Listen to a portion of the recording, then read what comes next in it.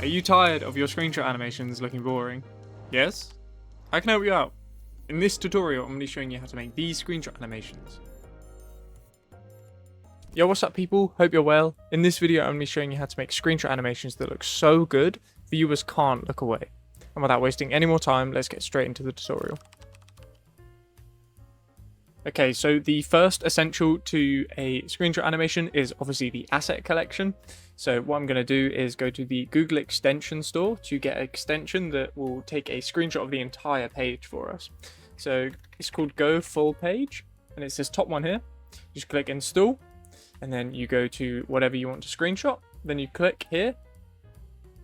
It will load, and then you have the ability to download it as a PDF and download it as a PNG.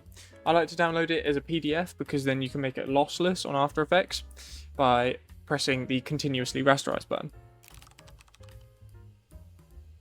Before I start, if you want to know how I made any of these animations in this video and get access to any of my project files or simply support me, you can become a patron linked in the description and the pinned comment. So right here, I've just got a screenshot of the YouTube page. I just showed you how to do it. It's a PDF, so I'm going to come to toggle switches and modes and then click continuously rasterize. That will mean we can maintain quality when scaling up. And then I'm going to press S on my keyboard and scale it up to 600. And before anything, I'm going to come to the rectangle tool, turn the stroke off and get the fill color to be the same as the YouTube background, which is OF, OF, OF. And then I'm just going to double click it and then drag it behind it. And we're just going to call this background. This will give us a lot more room to play with the animations and just, more border pretty much. Now what I'm going to do is just cut it to my desired length to there. And then I'm going to come to the 3D and turn it on and then press P on our keyboard and animate it. And I'm going to put these keyframes at 2 seconds. And then I'm just going to pull it up so it comes down. And then I'm going to have it end like here, I think. I think that's good, maybe a bit more. Like so. Next, I'm going to press R on my keyboard with the layer selected, and I'm going to animate the X and Y rotation. I'm going to press U on our keyboard to bring up all keyframes, and then I'm going to have it start on the X at -8, and then it's going to end at 0. And then for the Y, I'm going to have it start at +12, and then end at -7. And after this, I'm going to highlight all of our keyframes and then press F9 or right click keyframe assistant and then easy ease. And I'm going to go into the graph editor and I'm just going to do a really simple regular speed graph. After graphing the position keyframes, I'm going to right click new null object and rename it to a controller and then parent the screenshot to the controller. And I'm going to make it roughly a little bit less than half for the transition out. I'm going to come here, press P on our keyboard, animate it, and then I'm just going to come to the second to the last keyframe and just drop it down, making sure it actually is parented, make it come downwards, and then I'm going to press F9 with the keyframe selected again, graph editor it, and I'm just going to do a reverse regular speed graph. Okay, so this is what we've done so far. Super simple, but really smooth animation. I think I might even pull out the controller layer a bit longer. Select this layer, hold Alt and drag it along.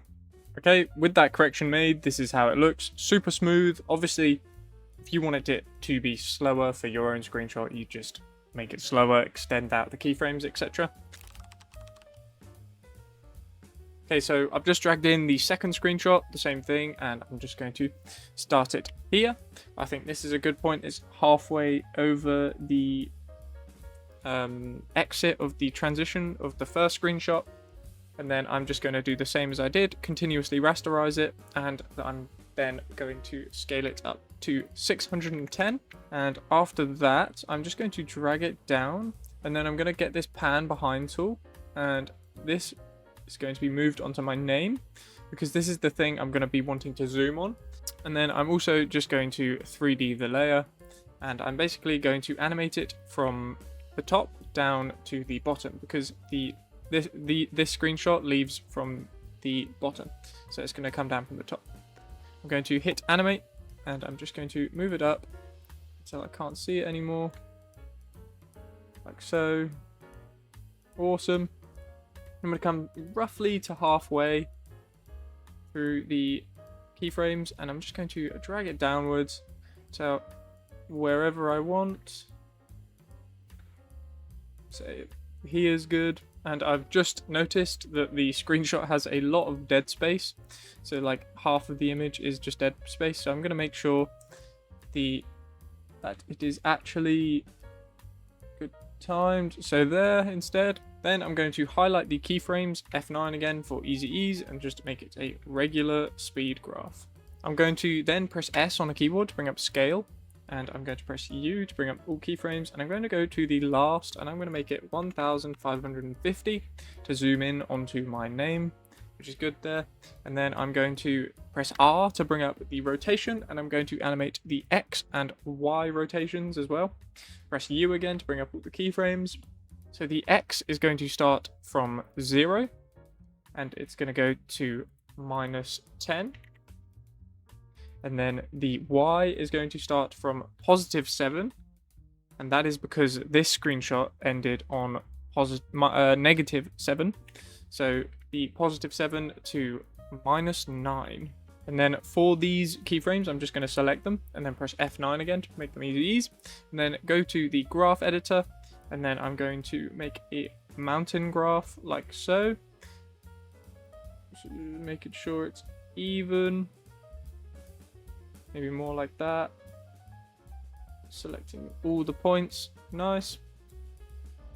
Okay, so next I'm going to do a highlight. A highlight is a really good technique for screenshot animations, as well as like circles and other things like that. So I highly recommend you take advantage of those. I'm just going to show you how to do a super simple highlight animation. You've probably seen it a million times, but I'm going to make the stroke. Turn on the stroke, make it FFCC00 yellow. And I'm just going to come here or wherever it's straight, and I'm just going to make a line like so. And then I'm going to start it there. Then I'm going to make it 3D.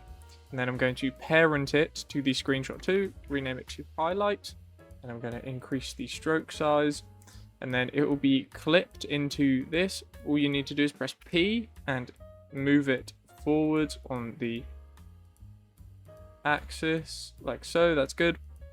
And then I am going to maybe move it down a little bit, like so. Then I'm going to change the blending mode to add, maybe. Just keep looking. I think lighting's good. Yeah, screen, sorry. Change it to screen. And then I'm going to come to the add up here and go trim paths. Then I'm going to go to the end, and I'm just going to animate it. And then come to 0. Highlight the keyframes, F9. Then I'm going to do a regular speed graph like so. That all done, you should be left with something that looks like this. Just a super smooth animation with great fundamentals. Very simple, but hey, less is more sometimes. And then you can obviously add whatever source you want to this, like, you know, posterize time, you know, camera hunting blur. I'm not going to go through that because I feel like I go through it every single video. And this one is kind of, there's no source that specifically makes it better. It's whatever you want. Okay, now you have your screenshot animations. These are just general rules that I like to follow when doing screenshot animations. I try and make them more interesting and more visually engaging for the viewer. Obviously, in your video, you'd probably want them to be slower, as you want to make sure the viewer can actually see what's going on, but smoothness is the key to retaining viewers on boring parts of videos. As I mentioned on one of my polls, I'm trying out a new style for my tutorial. As you can probably notice, this one's much shorter. That and the fact I'm so busy at the moment, but yeah. My next tutorial will be a longer one, like a usual banger, and I'll probably put a poll, but I think I'm leaning towards documentary style infographics or maybe Apple animations. I really haven't given it much thought yet. Yeah, anyway, thank you guys for watching. If you found this tutorial helpful, please drop a like, subscribe, comment, do the usual things, and thank you so much for watching. If you have any tutorials, please comment them down below, and my socials are in the description, and see ya next video. Goodbye.